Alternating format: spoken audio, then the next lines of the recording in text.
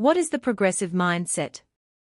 Progressivism, in the United States, is a political and social reform movement that began in the 1880s and which is generally thought to be a curiosity localized in the early part of the 20th century. The truth, though, is that progressivism still exists and that the progressive mindset is almost ubiquitously pervasive in our current era. The mindset of progressivism does not rest in one idea alone. Instead, there are four important tenets central to the progressive mindset. First, the belief that the world itself, including mankind, is a machine that can be perfected through science and politics.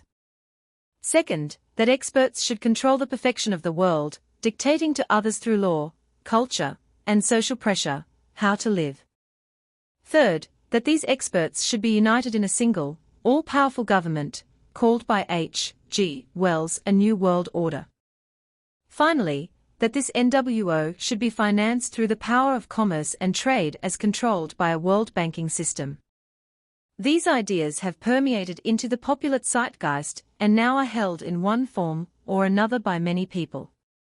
If, for instance, one believes that a human being is a machine that can be perfected, especially through science or through law, you have adopted this mindset. If you put your trust unquestioningly in the diktats of experts, you subscribe to this mindset. If you hold that a strong leviathan of a government, a one-party system, or a new world order is a good or acceptable thing, or if you still believe the banking system to be in your best interests, then you are accepting this mindset. Though much good can be said to have been brought about by progressivism, there are some serious and indeed lethal flaws as well. Progressivism holds, for instance, that humans are machines and denies the existence of the divine. At best, it holds that God is a clockmaker, who has left his creation to run on its own. This is called deism. Thus progressive thought is a challenge to most major religions. Moreover, progressivism subordinates the individual to the collective, seeing individuals as groups, or as power to be stored up, as Heidegger wrote. The individual and individual rights, including the right to life, are always malleable when they conflict with the interests of the state.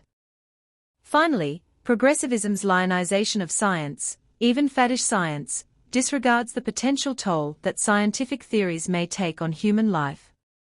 For witness of this we can point to the bogus science of Lysenkoism in Russia, or the science of the Great Leap Forward in China, or the science of eugenics in America, a horror which only came to an end in the late 1970s. Though some might say that progressivism has advanced our culture into the future, it has also left in its wake fields of corpses, disenchanted souls and walking wounded. What, we may ask, could possibly offer an alternative to this glittering Trojan horse of an idea?